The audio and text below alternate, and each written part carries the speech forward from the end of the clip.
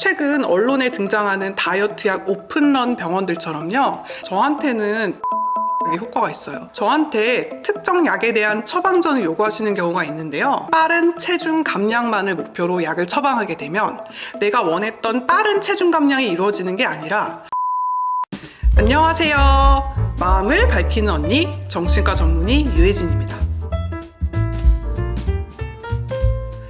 이번 영상에서는요, 우리가 병원에서 처방받아서 먹는 이 다이어트 약의 위험성과 부작용에 대해서 알려드리려고 합니다. 다이어트 상담을 위해서 혹은 좀 다이어트 약 처방을 원해서 이 정신건강의학과를 찾는 분들 중에는 저한테는 땡땡땡 약이 효과가 있어요, 그러니까 이걸로 처방해 주세요 하면서 저한테 특정 약에 대한 처방전을 요구하시는 경우가 있는데요, 사실은 제대로 된 상담이나 문진을 거른 채 이런 식으로 의사한테 일방적으로 처방전을 요구하시는 건요, 자신의 목숨을 건 정말 위험할 수 있는 행동입니다. 이게 굉장히 위험하다는 점을 분명히 아셔야 되는데요, 이 다이어트 약은요, 그냥 우리가 흔하게 먹는 다이어트 보조제처럼 가볍게 드셔서는 절대로 안 됩니다. 다이어트 보조제는 건기식, 즉 건강기능식품으로 분류가 되는 거고요.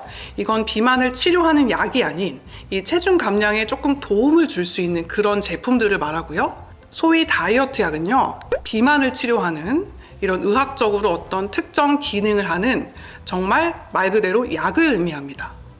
사실 일부 다이어트 약들은요, 향정신성 약물로 지정되어 있어서 오남용할 경우에는 의존성이 발생할 수도 있습니다. 그렇기 때문에 반드시 의사와의 면밀한 상담과 진찰 이후에 처방을 받아야 되고요. 의사의 처방이 있더라도 내가 사실은 비만성 질환이 아닌데 이 미용 목적의 다이어트를 위해서 다이어트 약을 처방받거나 처방을 하면 약물 오남용 원칙에 들어갑니다. 그렇기 때문에 정상적으로 운영되는 병원에서는 절대로 함부로 다이어트 약에 대한 처방을 하지 않죠. 또 하나 주의할 점은 이 마약류 다이어트 약은요, 보통 한 종류 약으로만 처방되지 않는다는 거예요. 일반적으로 이 칵테일 요법이라고 해서 여러 가지 약들을 혼합해서 처방을 하는데요, 보통 식욕 억제제 플러스 체지방 분해제, 지방 흡수 저해제는 기본이고, 또 이 약들이 부작용이 또 있기 때문에 이 부작용을 막기 위한 여러 가지 신경 안정제와 같은 다른 알약들도 함께 처방이 되는데요, 이런 칵테일 다이어트 약이 위험한 이유는 제대로 된 진찰 없이 모든 환자들에게 일괄 같은 약을 공장처럼 처방하기 때문이죠. 사실 모든 환자분들이 비만이 발생하게 된 원인, 또 현재 비만의 컨디션, 또 내과적, 정신과적인 상태가 다 다른데 이 약이 사실은 심각한 부작용을 일으킬 수 있는 독한 약임에도 불구하고 일괄적으로 소위 빠른 체중 감량만을 목표로 약을 처방하게 되면 내가 원했던 빠른 체중 감량이 이루어지는 게 아니라 살 빼려다가 오히려 다이어트 약 부작용으로 기분장애, 환청, 망상과 같은 심각한 부작용만 얻게 될 수도 있습니다. 그러니까 소위 제대로 된 상담이나 진찰 없이 그냥 무분별하게 처방받는 다이어트 약이 정말 위험하다는 거 이제 아셨나요? 최근 언론에 등장하는 다이어트 약 오픈런 병원들처럼요, 내 입맛에 맞게 요구에 따라서 마구잡이로 처방전을 찍어주는 병원에 갈 경우에는 약으로 인한 어떤 부작용도 본인 스스로 감당하셔야 된다는 점을 기억하셨으면 해요. 사실 이 마약류 다이어트 약을 함부로 처방받아서 먹고 환청이나 환각에 시달린 경험을 호소하시는 분들이 종종 있습니다. 알몸으로 거리를 뛰어다닌다든지 환각에 시달리다가 집에 불을 지르는 분들도 있고요. 또 심각한 경우는 환청 때문에 친부모님을 칼로 찌르는 이런 끔찍한 돌발 행동을 하는 경우도 있습니다. 어떤 분들은 결국 자살 시도까지도 하죠. 사실 이분들의 공통점은요, 이 소위 나비약이라고도 불리는 펜터민, 이 디에타민 성분의 다이어트 약을 복용을 하신 분들인데요, 이 펜터민은요, 작년에 우리나라에서 삭센다, 큐시미아와 함께 가장 많이 판매되고 처방된 다이어트 약이지만 이게 사실은 단시간에 빠른 다이어트 효과를 볼 수 있다는 장점도 있지만 삭센다, 큐시미아와 비교해서 부작용과 중독성이 그만큼 높을 수 있다는 치명적인 단점이 있기도 합니다. 그렇다면 이 펜타민은 어떤 약일까요? 이제 소위 나비약으로 알려져 있는데요, 이게 식욕 억제제고요, 최근에 다이어트 약 부작용 사례로 언론에 가장 많이 소개되는 약입니다.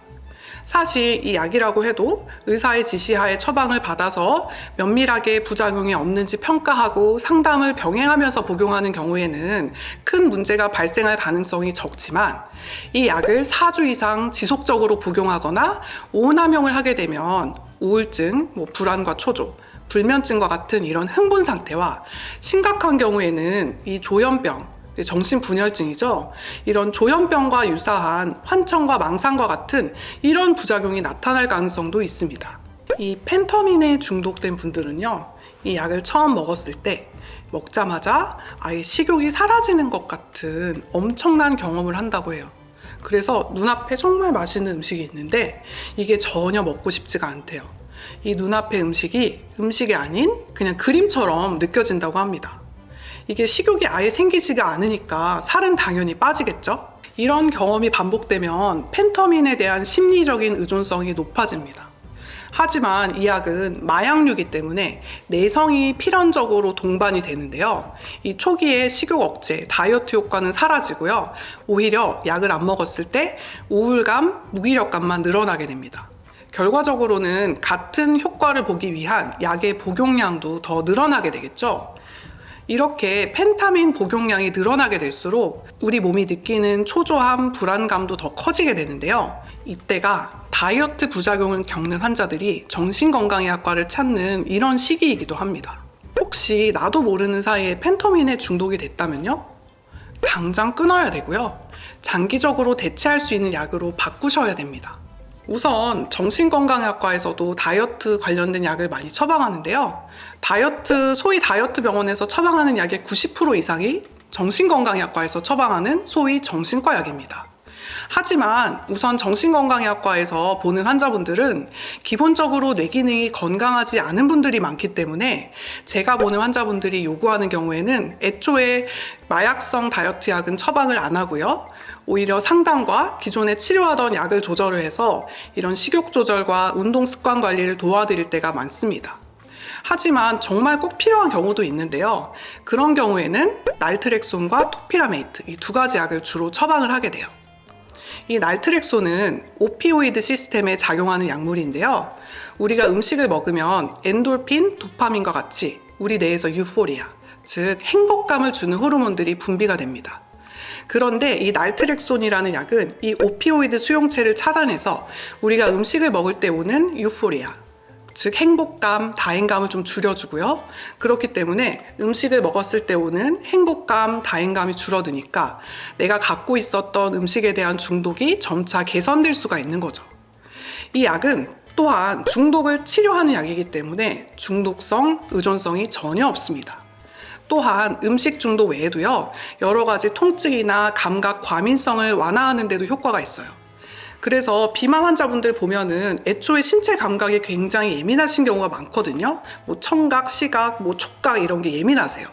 그런데 이런 예민한 부분들도 좀 둔화가 되니까 내가 생활하면서 받는 스트레스도 전반적으로 좀 줄어들어서 부가적으로도 식욕 조절에 도움이 될 수가 있죠.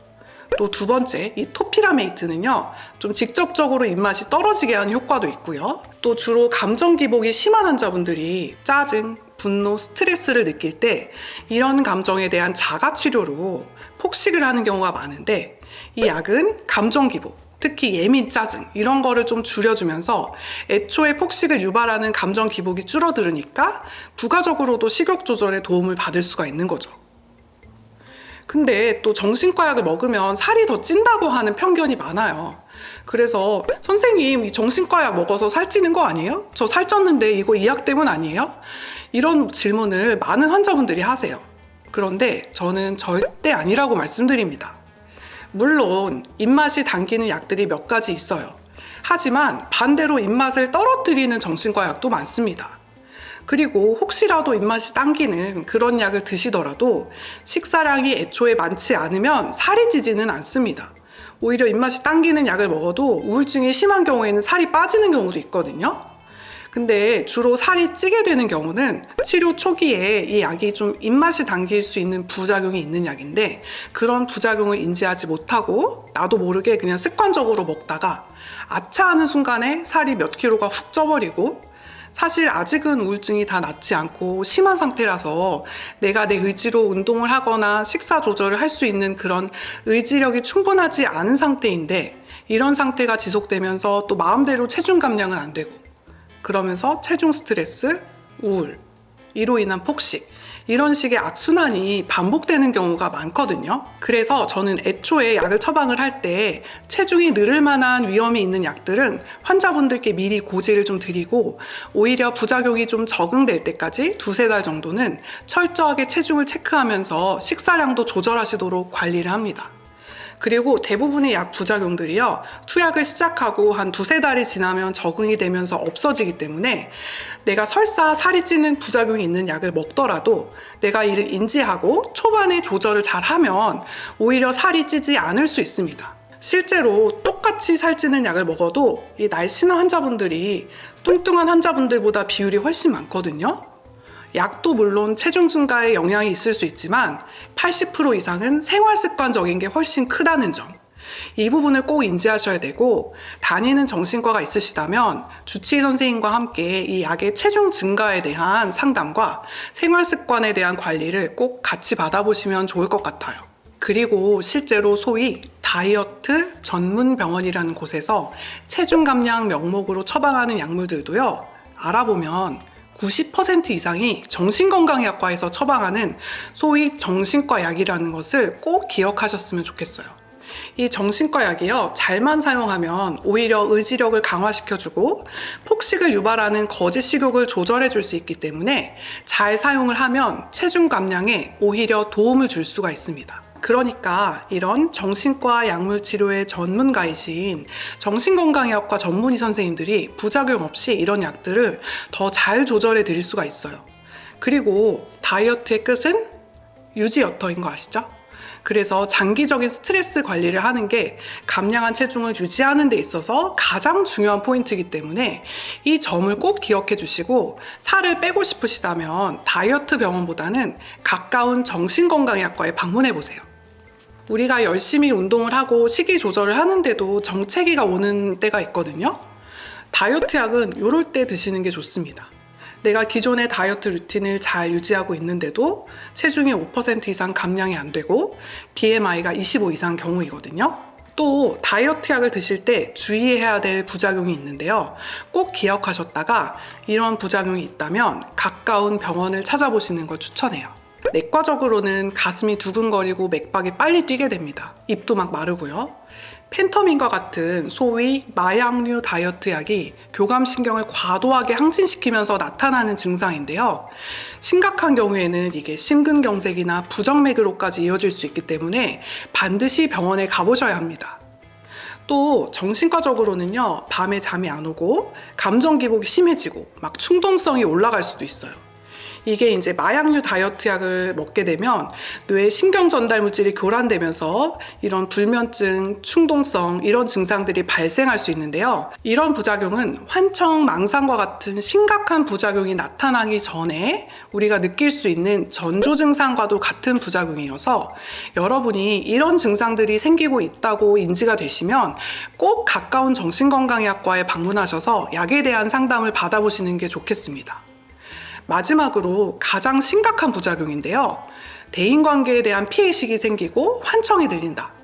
그런데 이렇게 심각한 부작용이 발생한 경우에는 뇌기능도 심각하게 떨어진 상태라서 자신도 자신의 모습과 상태에 대한 객관화가 안 되는 경우가 많아요. 그래서 심각한 경우에는 아까 말씀드렸던 그런 위험한 행동을 벌일 수도 있기 때문에 오히려 주위 가족들이 좀 보셔서 이러한 상태가 의심이 된다면 꼭 가까운 정신건강의학과에 데리고 내원하시는 게 좋을 것 같습니다. 지금까지 마음을 밝히는 언니 정신과 전문의 유혜진이었습니다. 구독, 좋아요, 알림 설정 부탁드리고요. 우리 모두 마음을 밝혀봐요. 감사합니다.